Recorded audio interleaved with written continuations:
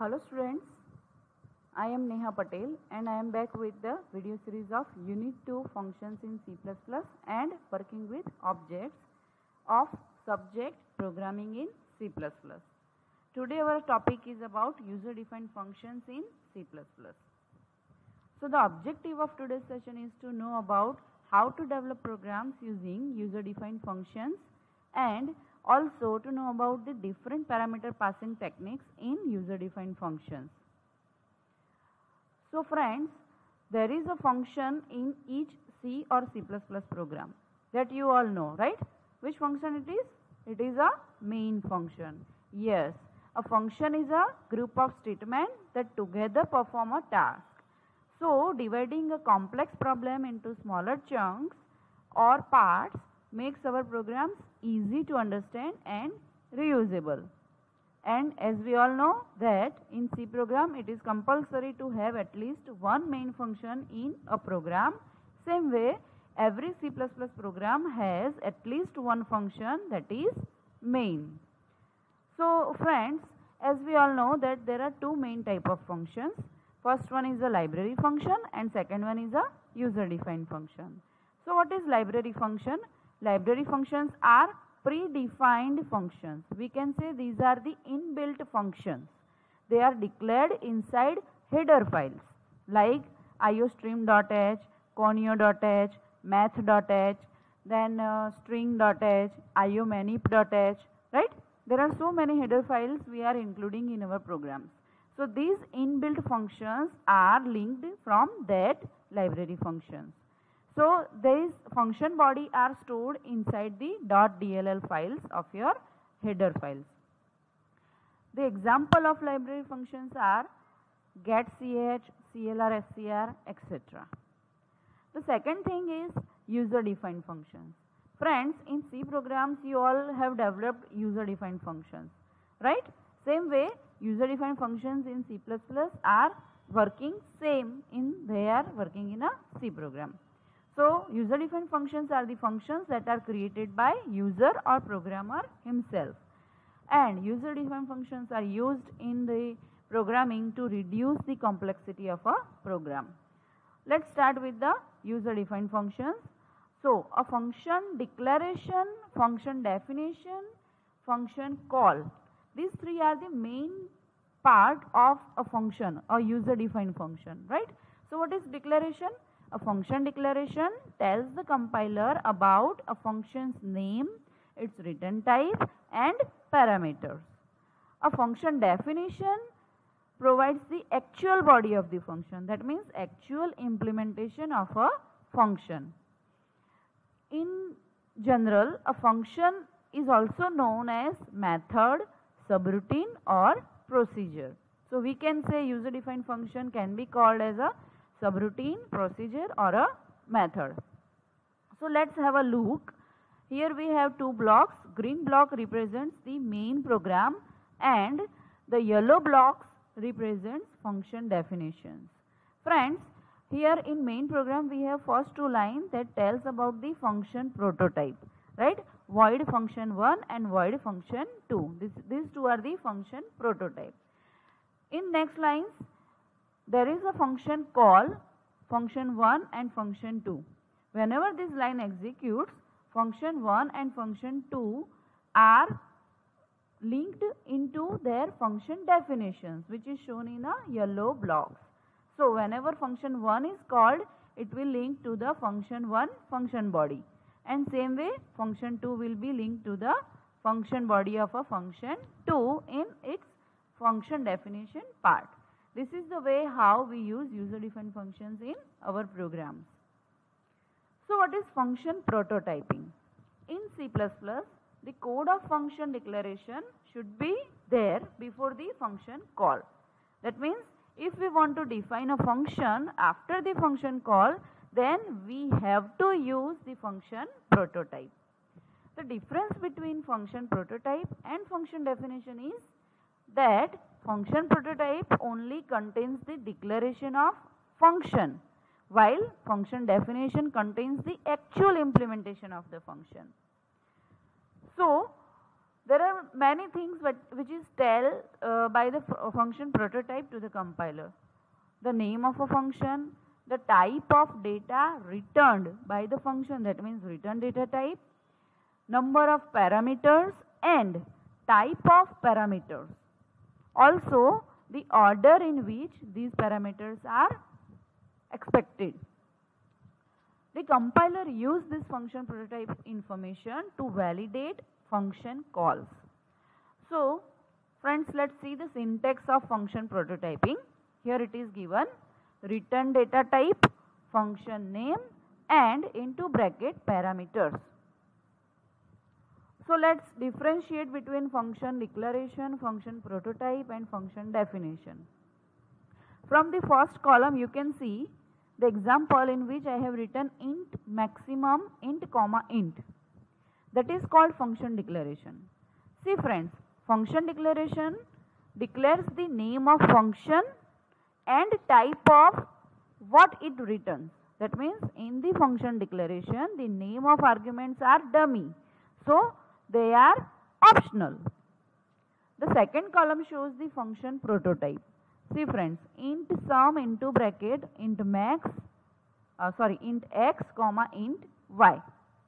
So we can say a function prototype is a declaration of a function that declares the types of function parameters. That is the main difference between function declaration and function prototype. In function prototype, all the argument variables must be declared independently inside the parenthesis. And the third column, function definition, we can see from the example that it is the actual implementation of a function.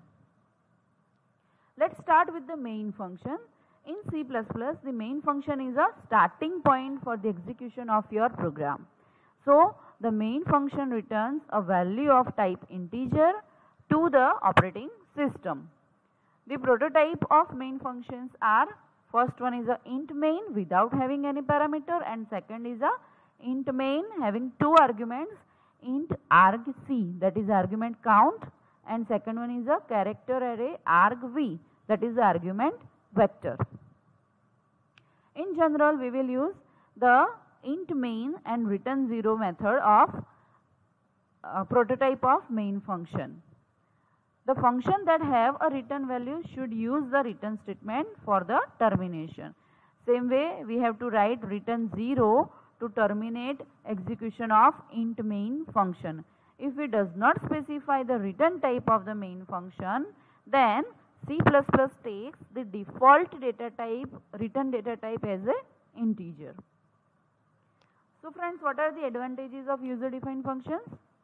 The first one is it helps in reducing size of file in a large programs. Also, it is used to save memory because all the calls to a function tell the compiler to execute the same block of code. Then the third advantage is it improves the program's readability, understandability and maintainability.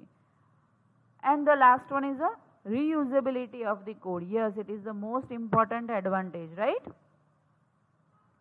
Okay, now next we will see the parameter passing techniques in user-defined functions. Friends, we have already learned about pass by value and pass by address methods in C programs, right? In C++, there are three parameter passing techniques. The first one is a pass by value, which is also known as call by value method. Second one is a pass by address, that is passing by pointer. And the third one is a pass by reference, that is call by reference method. Let's see each one of them one by one. The first one is a pass by value method. Whenever a function is called using the value of variables, then this method is known as a call by value method or pass by value method. The values of actual parameters do not be modified by formal parameters. In this method, actual parameters are not changed by formal parameters. In this method, all the process done on the duplicate variables rather than the actual value of the variables. Let's see the example. Here I have written a code in which I have shown function declaration. See, void swap, then int comma int. Simple, we are declaring the function here. Then in second line I have written how to call this function, right? That is swap a comma b. We are passing the value of a and value of b here. Then void swap int a comma int b. Here it is a function definition which is followed by function body. Let's see the program by having its output.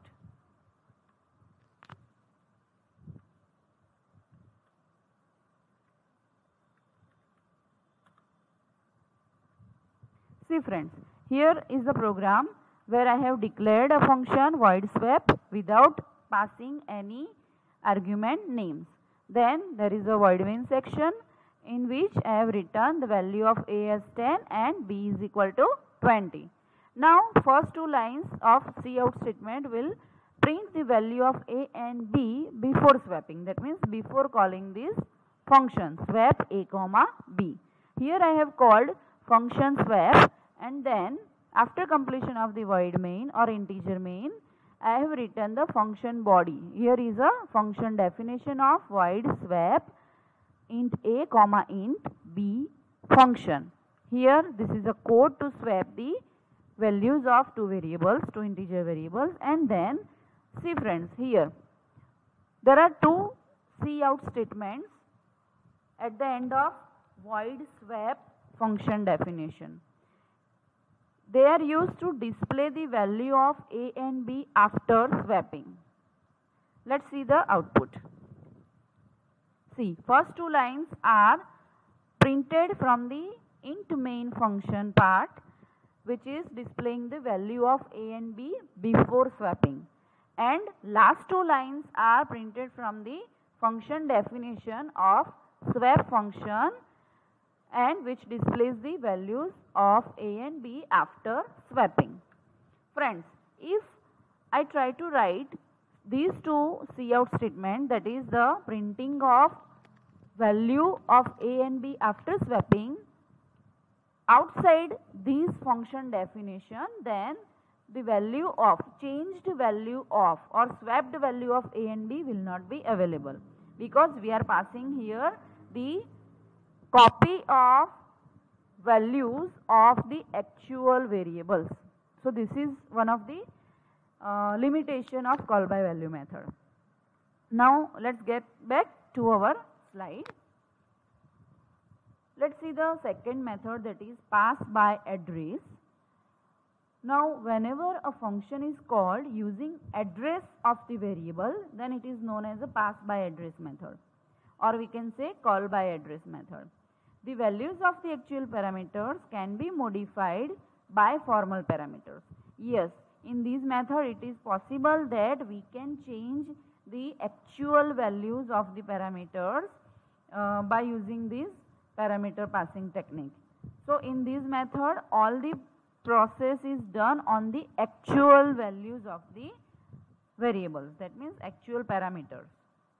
Let's see the example. See friends, the function declaration here includes two parameters, that is int star and int star.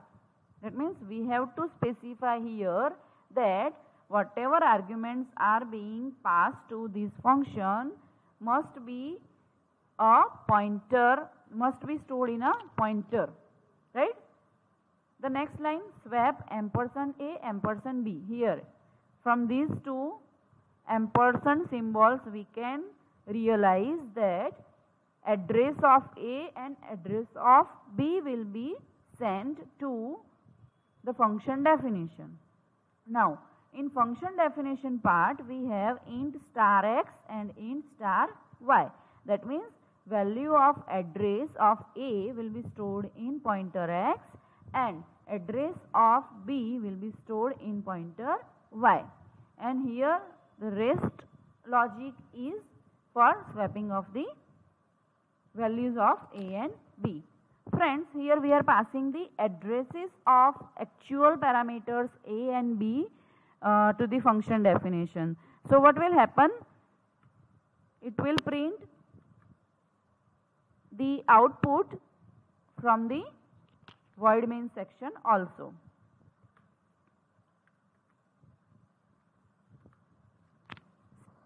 So friends, in call by address method we can pass the address of actual arguments, and because of that we can have the swapped value of the actual arguments outside the function definition. That means we can access the actual argument changed value in the main function. Let's see once again the output of this program in which we have used parameter passing technique, call by address or pass by address.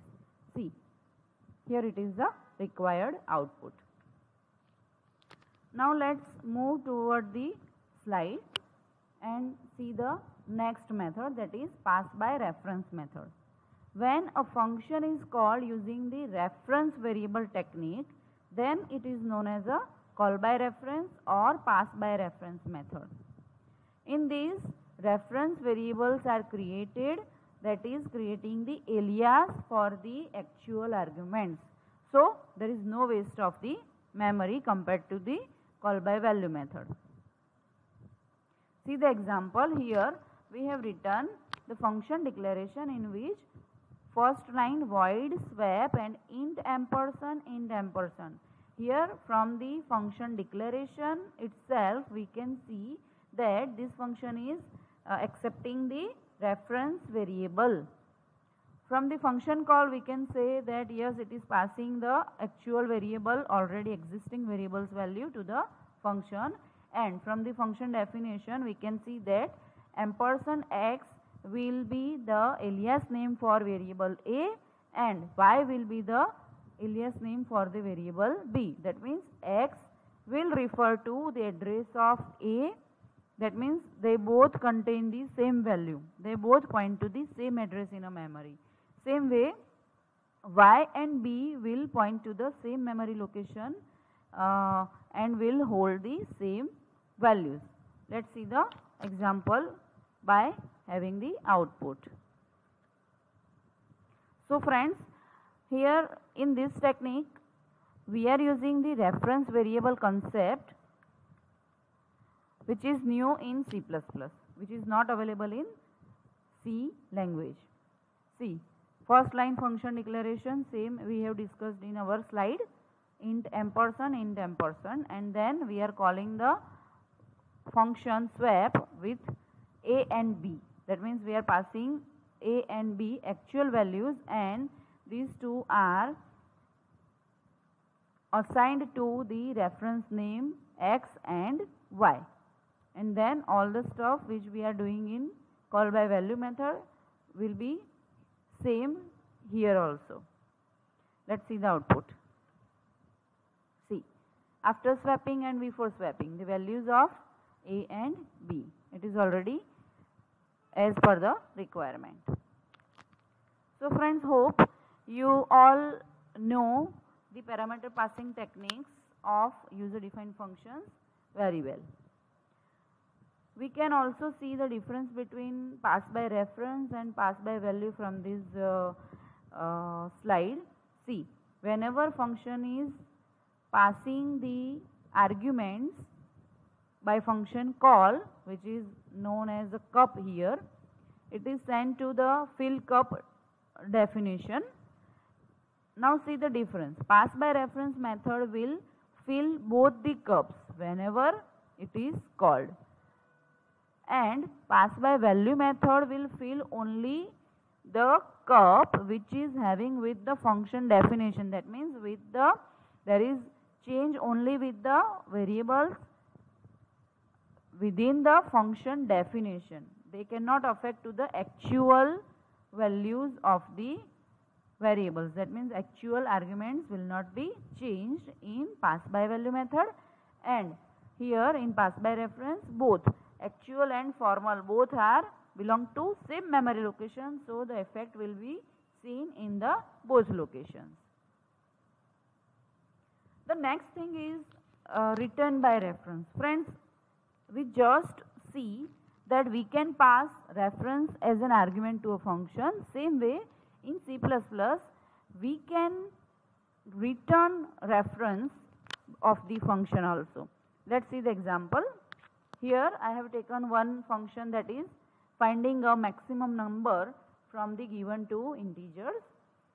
The first line shows the int ampersand max, int ampersand, that means it is receiving two variables, and here see a equal to 10, b is equal to 20, and here is a function called max a comma b. That means we are passing value of a and value of b.